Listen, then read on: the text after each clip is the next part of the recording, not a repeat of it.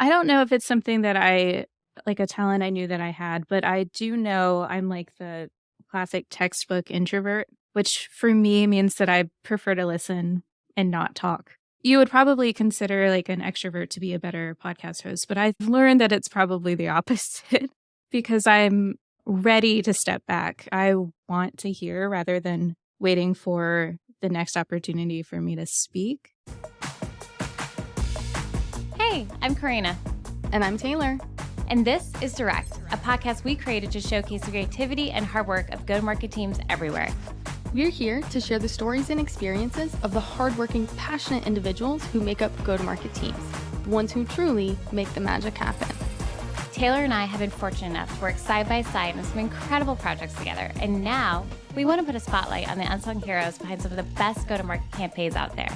In each episode, you'll hear from individual contributors who have gone above and beyond to make a difference. They'll share their challenges, victories, and the lessons they've learned along the way, all to help you unlock the next step in your career. Get ready to be inspired, learn something new, maybe even share a laugh or two. Welcome to Direct.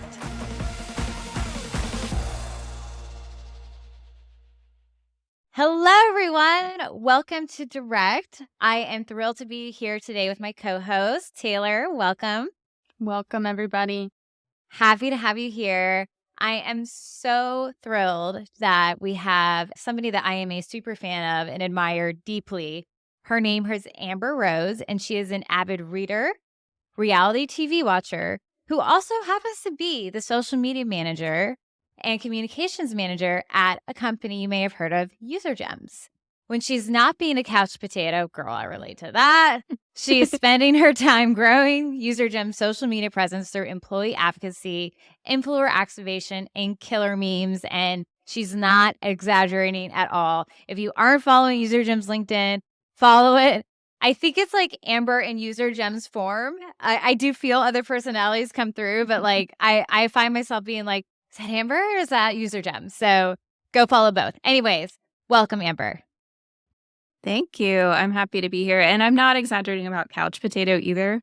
I saw this thing on Instagram. Someone had a setup for their Kindle where like they had an arm that they could attach to their bed and then a remote to turn the pages. And I bought that stuff last night. I was like, it's going to be like watching a movie. I can keep my little hands under my blanket. That has to go in the show notes. I'm going to make a note that that goes in the show notes so everyone can buy that because I'm going to buy that as well. Amber, the purpose of our show is we want to highlight the go-to-market individuals that are doing the hard work day in and day out, but they are not getting the damn recognition. We are here to be direct and be direct with giving recognition to you. So something you have done is quite unique.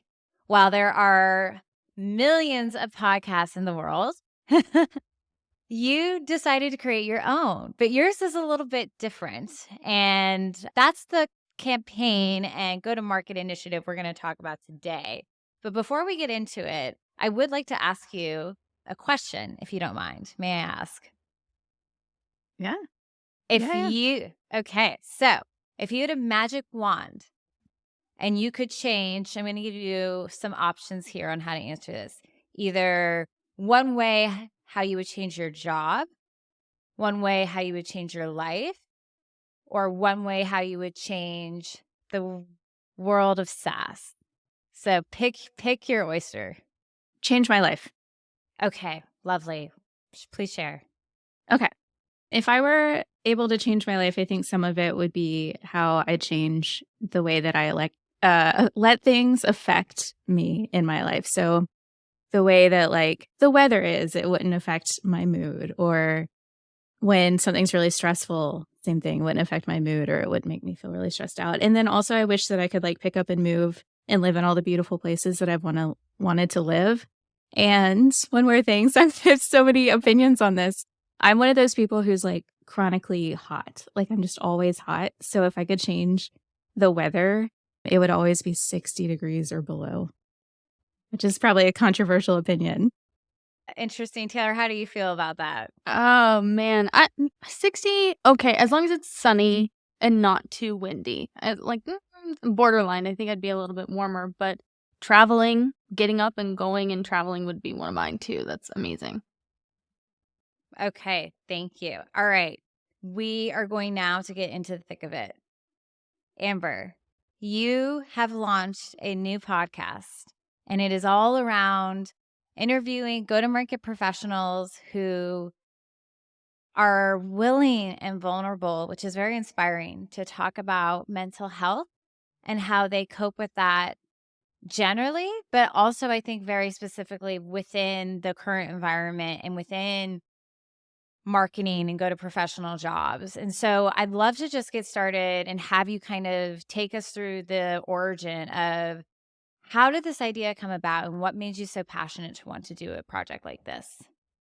Yeah, so I'd kicked it around for a while in the back of my head. There was a period where I had quit a previous job because I was feeling really burnt out. And then I decided I did like a little freelancer therapy is what I called it, mini podcast. I had like no audience or whatever, but it was for me, to talk to other freelancers about their mental health.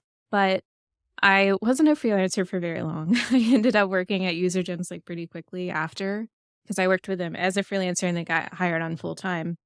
But having started to talk about mental health publicly, I knew that it's something that I wanted to do because it helped me be more intentional about that job search. Like, as I was talking about mental health and being open about it, I knew that the next company that I was at would have to be comfortable with me being that person who's always going to talk about, like, hey, I have depression, I have anxiety, I take medication, and being very open with it and not judgmental about it. So I was still doing that on LinkedIn. And I just like, there's something in me that wanted to do a little bit more to start a project that was all my own, beginning to end.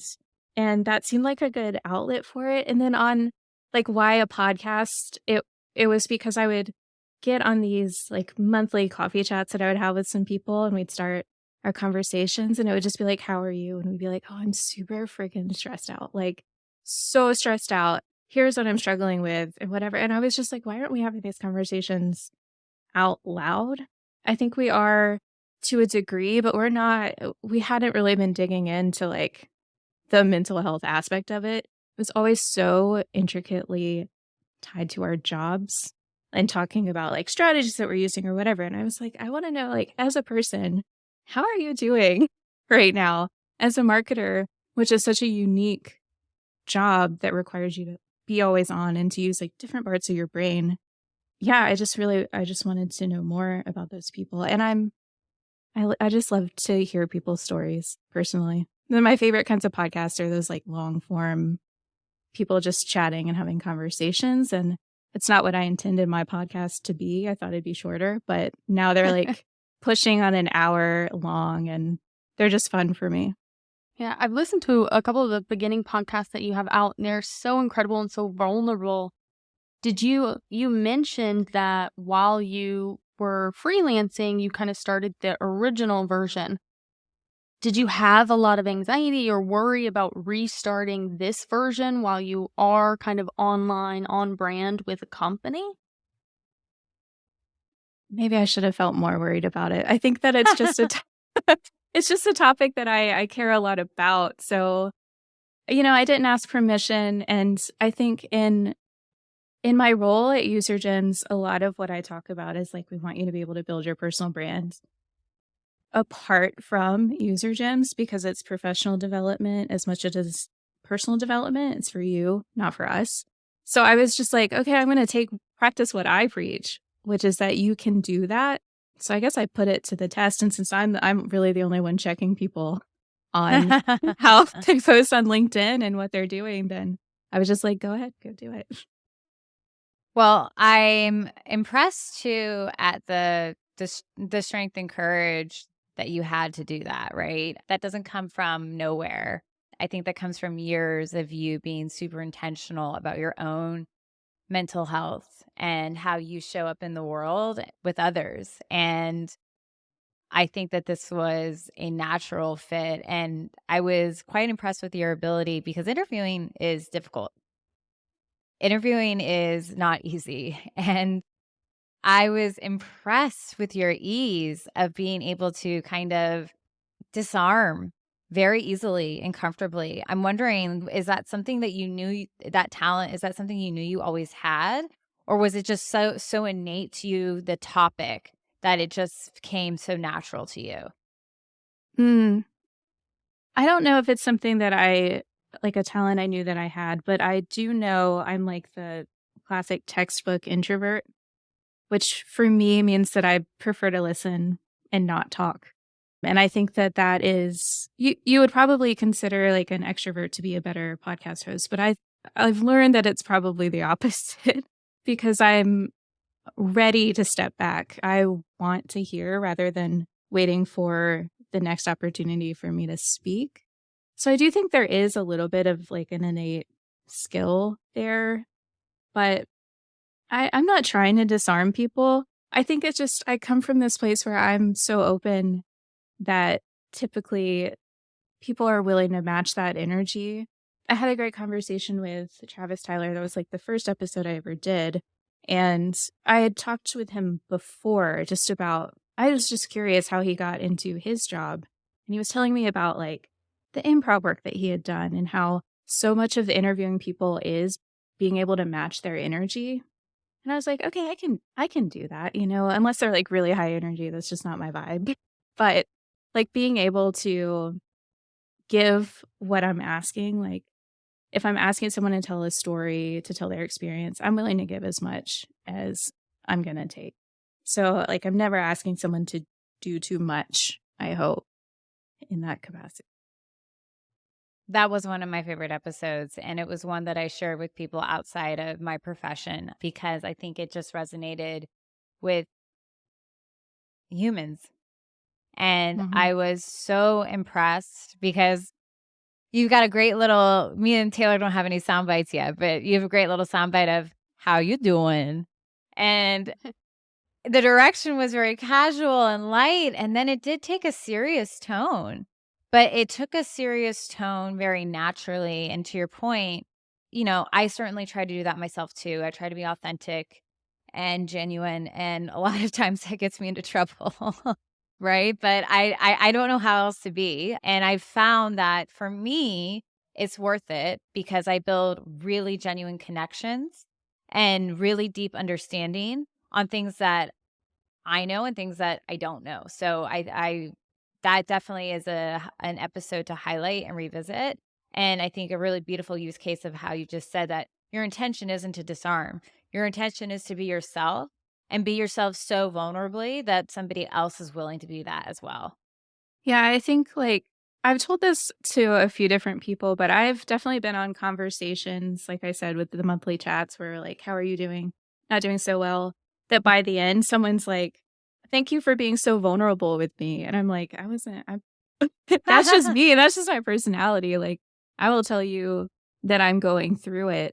And I don't know why. I don't know why I feel so open about doing that. But I think that like, it probably started a few years ago when I realized that that was like cathartic for me. And then at the same time, other people felt like they could do the same thing back at me. And then that catharsis of like having the conversation about mental health is transformative.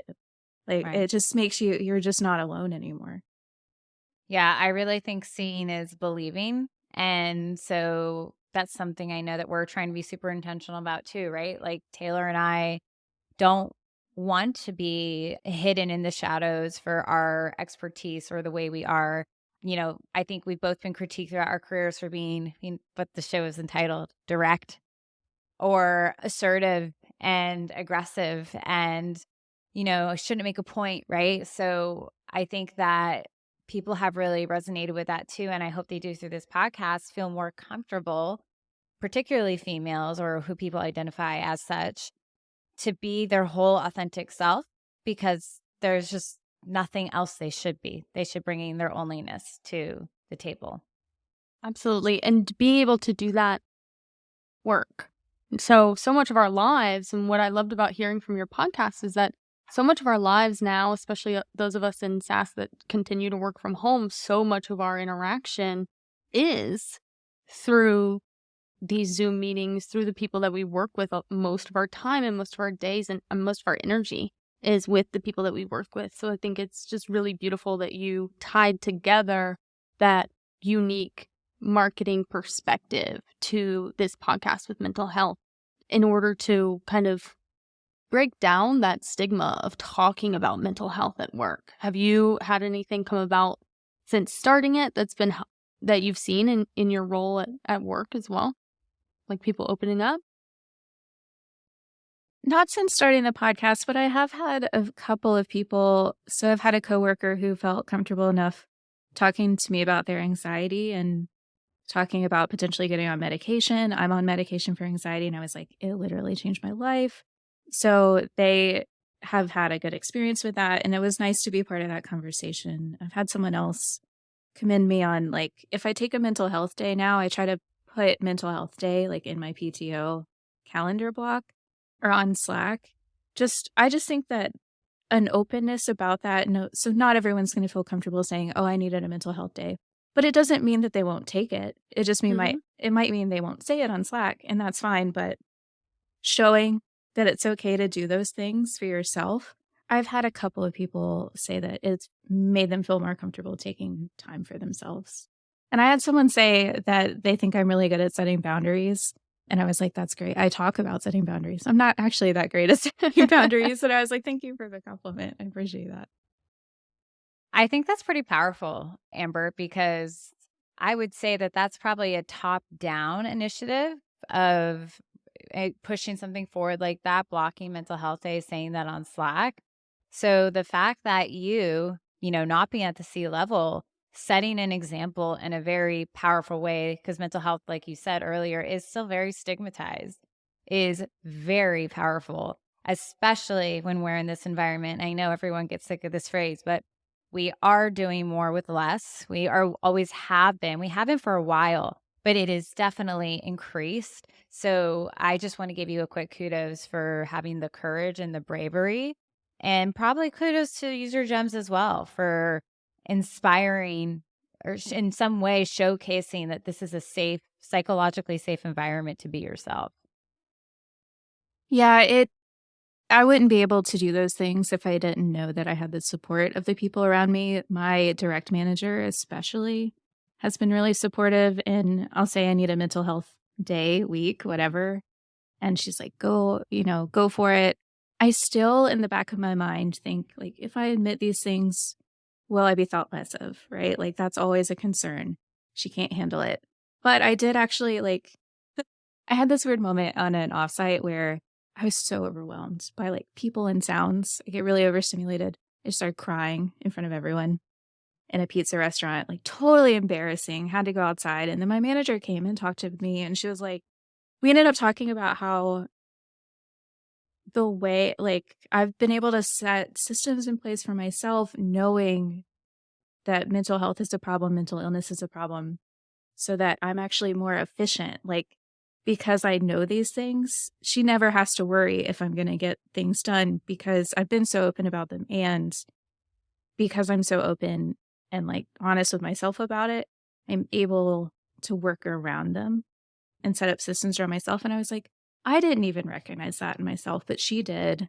And we need more managers like that. And then that can tell people like me who are still kind of self-conscious about it, even though I'm just loud and proud about mental illness. I still feel it in the back of my head that it's going to be held against me.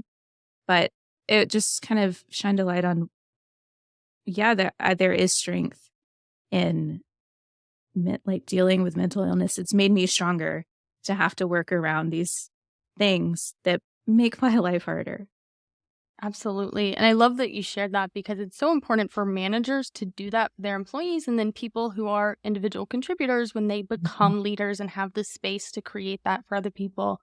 What I don't think you know, Amber, and what a lot of people don't recognize is that Corrina was my boss. That's how we met. And she created that kind of space for me. And I talk about it early and often when I meet people, how incredible that is to have somebody who creates a safe place for you to just be like, how you doing is not like, oh, I'm fine. What do you need from me today? It could be like, no, how are you coming to this meeting? What's going on? How are you feeling with everything especially with everything going on right now in the economy and in tech and SaaS being, whether that's massive layoffs, what there's so much anxiety even for the people who are still around to think like if I look vulnerable in this, I could be on the chopping block on the next one.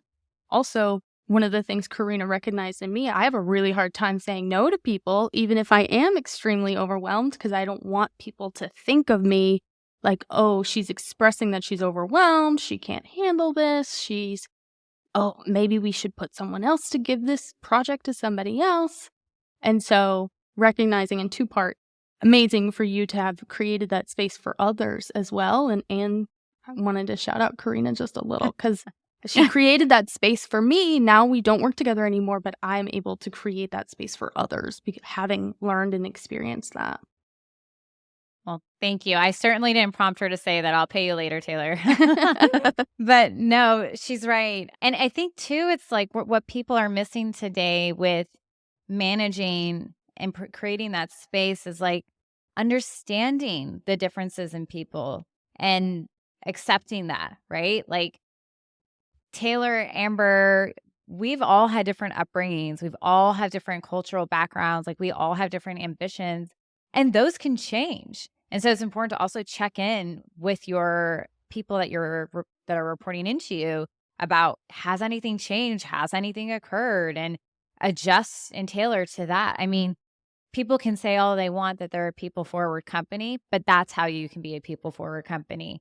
And it's about intentionality and really giving a damn shit about it. And I think some people need to be coached on that, and some people have more of a natural nature to be towards that. I think the three of us have a natural nature to give a shit about that, but I wouldn't say it's as natural. So Amber, as you were building this, because let's not kid ourselves. You did this by yourself largely, right? Or if not completely. Correct me if I'm wrong. The podcast? Yes. Yes. Well, I have my partner editing episodes, but the creative idea that I stole from The Simpsons, that was all me and the free version of Canva. Yes, beautiful. And I loved it. The image instantly evoked a sense of like warmth and like nostalgia and comfort. And that was clearly intentional. So, okay. Creating a podcast is not easy, like at all. So I would love for you to share with our listeners who may be interested in either doing this for their brand or just doing this for themselves, like this passion project that you did that is now becoming a massive success, a massive success. I would love for you to share the stats on the success as well. What would you share to them are like some common hurdles that like you were maybe not anticipating that came up as you were starting to build this out? I think I was lucky that I had a failed mini podcast experiment before. So I kind of knew some of the struggles I would run up against and knew what to look for instead. So one of the big things that I was like, I do not understand how distribution works. Like I don't know how to do it. In the past, I paid for a service and I wanted to do this one for like free 50. I absolutely did not want to spend any money. And then I found out about Anchor, which is now Spotify for podcasters, and they do it for free for you. But like, because I knew that, like everyone, look up Anchor or Spotify for podcasters because distribution can be free. You do not have to pay for it. That was really important for me to learn. And then I'm an overthinker. So I did think through if I were a guest, and again, this is only my second time being a guest on a podcast, but I was like, if I were a guest, what would I want to know? So kind of writing out what that process would look like was really helpful for me. And using free tools, like you don't have to pay money to start a podcast. I didn't set any goal to monetize it. I was just like, put it out there, just ship it, see what happens, and work from there. So like, I hate to say it, but having kind of low expectations was really useful in this case because I didn't know I was going to come out of it. I could be screaming into the void, but then at least I did it and I learned something in the process. So then the hurdle was, hey, this may suck, but I'm going to just ship it out anyways and see what comes out of this. Yeah. And I had this amazing network now of people who I knew would be open with me. I didn't know how open, but I just knew that at some point we had talked about mental health. So I was like, I'm going to reach out to them. Corrina, you being one of them, where I knew that to some extent they would open up, but But then when we actually got on the mic, like I was wowed by how much people were willing to share. So yeah, I think another hurdle was just like not believing that it could be what it became. So I like I had something in my head, this blocker that was like, it'll just be like this little 30-minute thing that I'll do once a month. But then as soon as I started doing it, a whole like other possibility of what it could be forms where it's going to be every 2 weeks, like super long conversations that people actually listen to. So some of it was just the mental hurdle of like getting over myself, my own like inhibitions. And the topics that you guys bring up can get really deep. Like you were saying, you initially your guests are people that you've had some of these conversations with before, and it was super unexpected how deep they go. Have you had anybody with anxiety kind of after the fact, like, oh no, maybe don't put that in, maybe I shouldn't have said all of that? Not yet.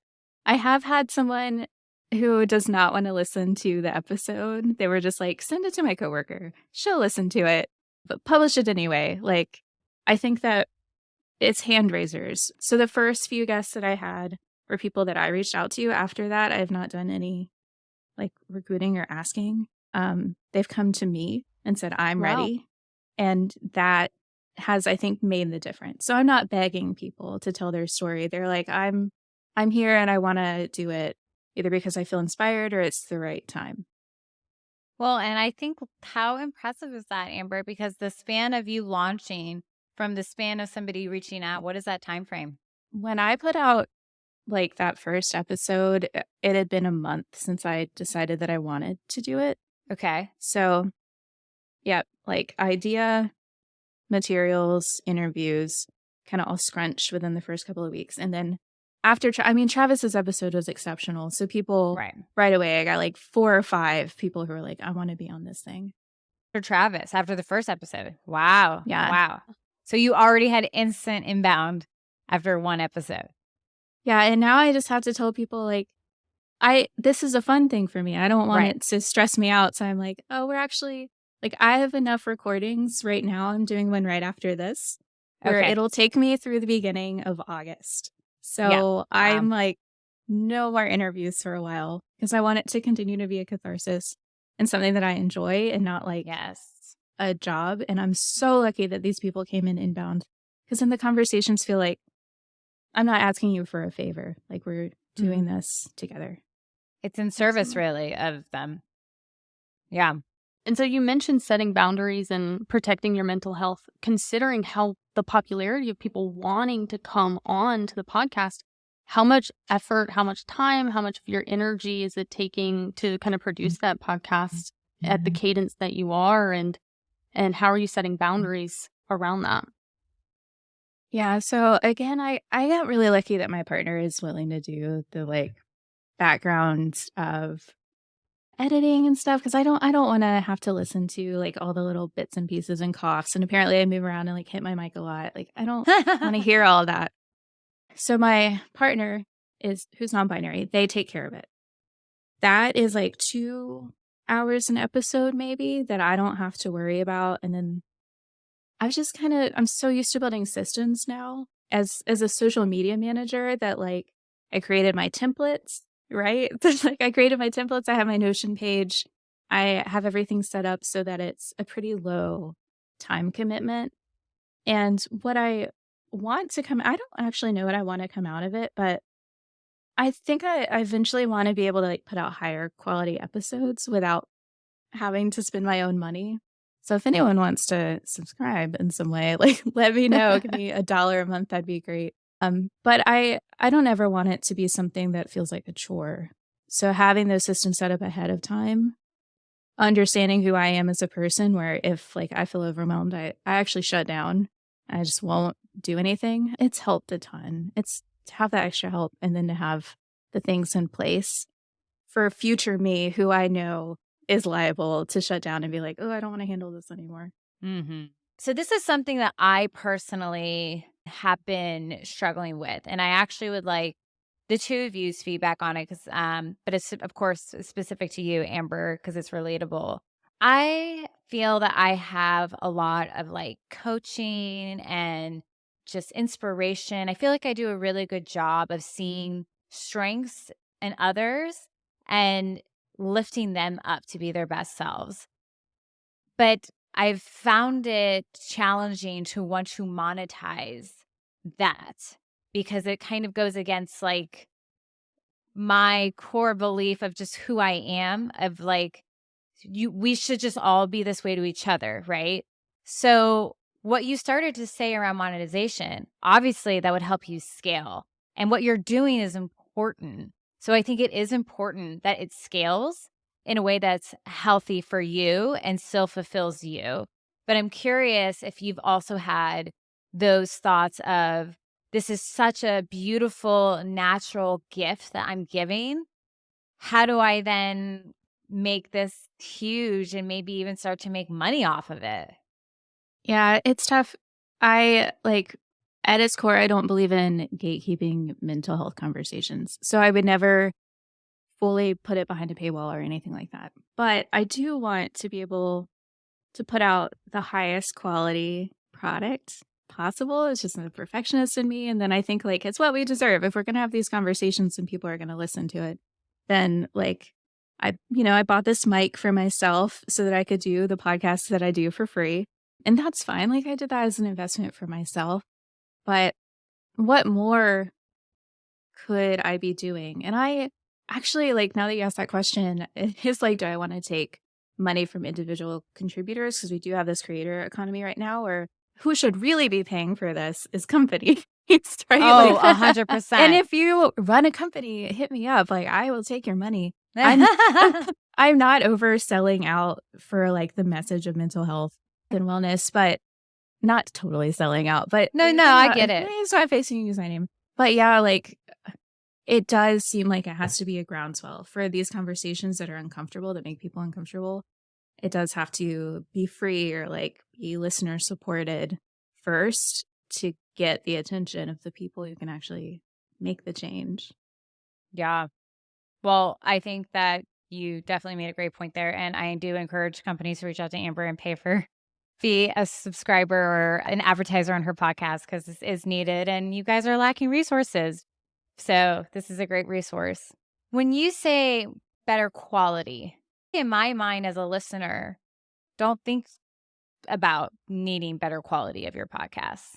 So what in your head do you mean? What in your mind when you say that out loud? What does better quality look like to Amber for your podcast? That's a good question because maybe I don't need that. Maybe it's just kind of I'm in my head about it. Because when I really think about some of the podcasts I've listened to, I listened to two dudes who just like recorded in a Delta lounge in an airport one time. And I was like eating it up, you know? So maybe what I'm really saying, if I were like to dig in, is it would be nice to have some monetary compensation because my stressful brain is always worried about not having the resources to take care of my family. Like if I really had to dig in, I think that's what I'm saying. Like the better quality would be me, a better, like less stressed, more comfortable Amber who can do this consistently without recorded in a Delta lounge in an airport one time. And I was like eating it up, you know? So maybe what I'm really saying, if I were like to dig in, is it would be nice to have some monetary compensation because my stressful brain is always worried about not having the resources to take care of my family. Like if I really had to dig in, I think that's what I'm saying. Like the better quality would be me, a better, like less stressed, more comfortable Amber who can do this consistently without like extra roadblocks. I love that answer. And I think that that's probably one that I want you to like pinpoint or put a post-it on for you to come back to me and remind you about what you really mean when you say better quality. And you mentioned just then letting external things kind of affect your mood. How does having created this outlet and creating this sort of affects your mood when you get the opportunity to chat and have these kind of conversations with people? It's a therapy for me to do it. I worried, I guess, that it would stress me out because I don't like attention and I don't really like to put myself out there in this way. But that aside, after that first episode dropped, right before I had texted my best friend, I was like, immediately, you need to listen to this to make sure it's not total like crap, right? She's like, what are you talking about? It's fine. So after that first one dropped, it's just started to give me like something to look forward to every other week. And with the interviews, while they are draining to me because I am a classic introvert, so I will leave the conversation and be like, I need an hour to recharge. They do feel like therapy. They give me a lot to think about. And it does make me feel more empowered to have these conversations because I'm not a mental health professional. So I was a little nervous about not doing justice to it, but I think the conversations have made me feel just more empowered in general to have these conversations and then to kind of tap into the own questions that are like always going through my head about mental health and explore them a little bit deeper. Yeah. So it sounds like so much of your passion around this topic has come from a very personal place, and it's helped a lot of people. You've had a lot of success in sharing and spreading this word. So I do want to circle back to that original question that we asked you, which was, if you had a magic wand, what would you change about your life? And the first one that you came up with was kind of this letting these things affect your mood, talking about how some of these external things are bothering you, or maybe, but there's so much of it, and I won't put words in your mouth, there's so much of your personal experience that created this thing that's helping so many people. So just to wrap that back up with a bow, is there anything you think you'd speak to on that as different from this conversation? I think that it kind of, so two things. One, acceptance that things are going to affect my mood. And I just have to be okay with that because that is who I am as a person. And it's fine. Like being morally neutral, like is neutral that things affect my mood. And then two, people pay me for being, because I don't consider myself a content creator. But after this conversation, I'm like, well, I actually am. Pay me. Yay. Yes. Yes, Yeah. of course you are a content creator. You've been a content creator. Yeah. And you're a fabulous content creator. You're very talented. Yeah, I would say that there was even a version of you that wanted to travel the world more. And I see this as an avenue for you to be able to do that, talking about mental health in other areas of the world, because as there was a recent stat, I'll try and put it in the show notes, but in the United States, personal freedom and mental health are ranked at like 24th, 30th of the list of things that people care about. That's sad. That shows how low on the totem pole we allow society to let us think we are. And other countries aren't like that.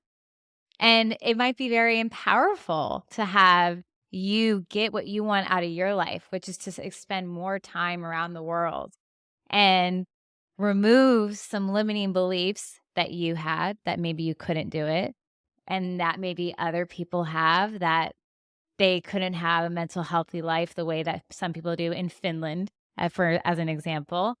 So I rethink that, and I'm really hopeful that this podcast helps you see that you have everything you need already to do those things you want to do. That magic wand already exists inside of Amber, and you're proving it online, on LinkedIn, on podcasts. You're proving it in your job. You're proving it with us. You're proving it in many places already. You need to keep proving it back to you. And so our goal here, or our desire here, is that hopefully we've given you a little bit of that back to you today, just like you've given back to so many others. Yeah. Yes, that magic wand inside of me. It's really hard for me to take compliments, but so I'm like, okay, I'm accepting what Corrina is saying. I'm trying to be very intentional. Yeah, good. And that's okay. And process it as you need to. But I'm so excited for you.